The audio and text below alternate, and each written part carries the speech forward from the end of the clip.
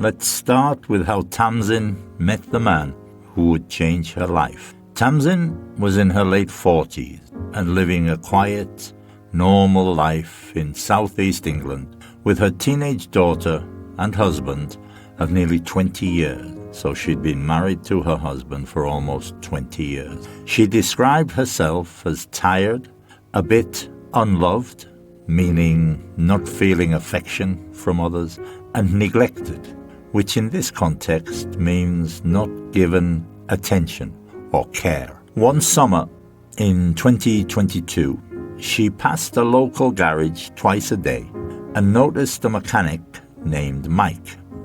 After a while, he started calling out, "Good morning, good evening." That's a phrasal verb. To call out means to shout something aloud to someone, calling out a greeting. A mechanic is a person who repairs machines, especially vehicles. So their interaction was simple at first. A wave here, a smile there.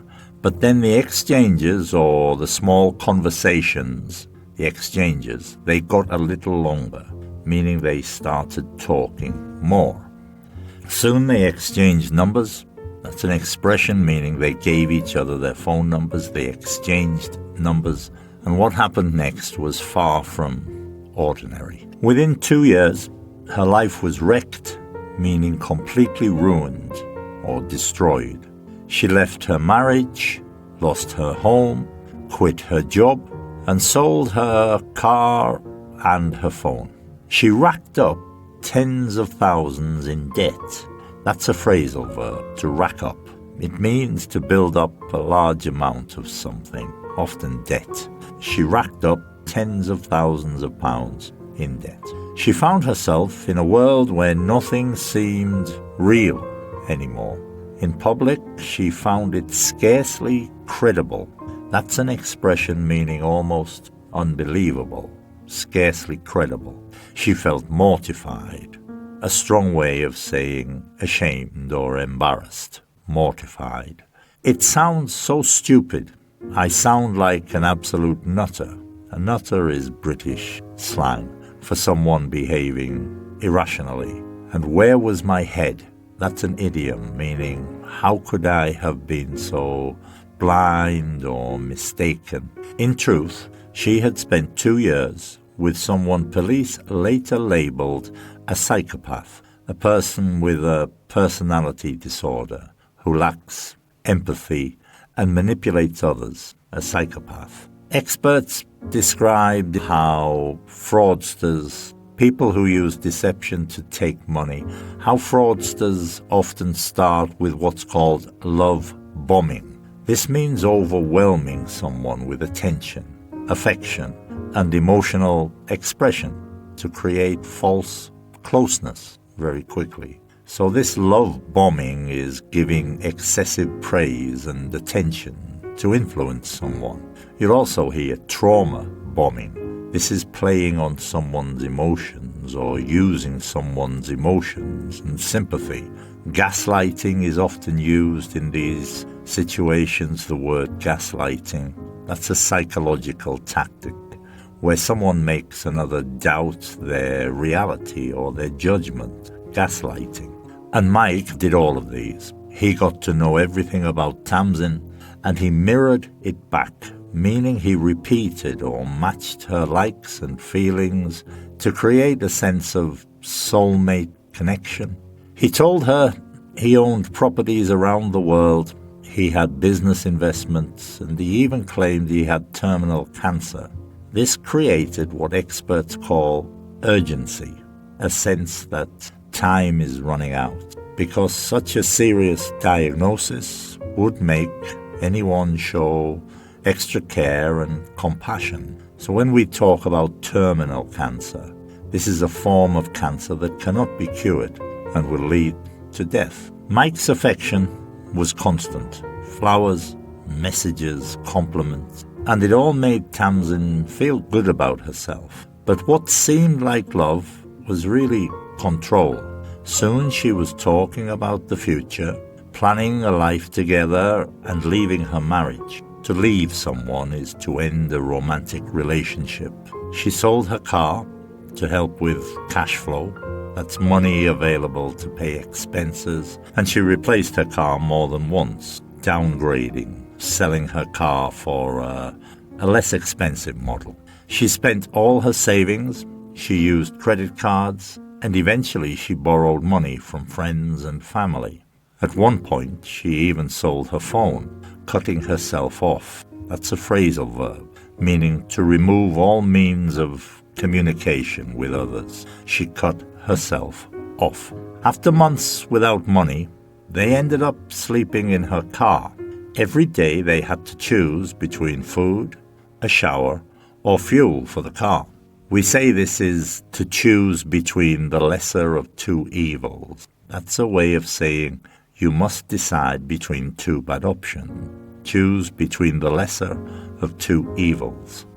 In desperation, Tamsin drove back south, dropped him off in a town centre, and told him she was going to the doctor. But instead, she drove straight to her parents' home. To drop someone off is to take someone to a place and leave them there. Her family had already informed the police, and Mike was arrested, not for romance fraud, but for unrelated sexual offences. So what did Mike want from this relationship? Tamsin still isn't sure. She thinks he simply enjoyed the game, the emotional control, the isolation, and ultimately the power. To enjoy the game means to like the process of manipulating or controlling others. 2 years after the ordeal, Tamsin began the long process of rebuilding her life. She sold personal belongings to start paying debts. She found a job again and began paying back the loans from friends and family. With the help of victim support, she agreed on a payment plan for the £50,000 she owes credit card companies. So she arranged a repayment scheme. This is an agreed schedule to pay back money owed, a repayment scheme. Despite one creditor, one person she owed, agreeing to forgive £10,000, many refused to recognize her as a victim because she benefited from the spending, even though she was manipulated. To forgive debt is to cancel the obligation to pay back money that's owed. The debt is forgiven. Emotionally, she felt ashamed, embarrassed, hurt, humiliated, strong feelings associated with being judged or blamed. Ashamed means feeling guilt over one's actions, and humiliated, feeling deeply embarrassed in front of others. She had cut herself off from the world, staying isolated and focusing only on work, sleep, and survival.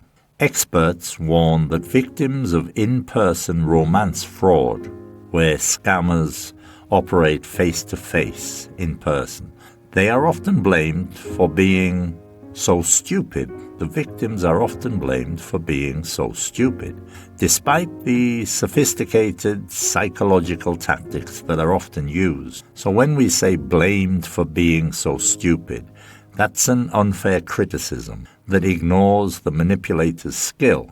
The phenomenon is part of larger trends in fraud, where criminals use emotional manipulation and deception to extract money and control from vulnerable people.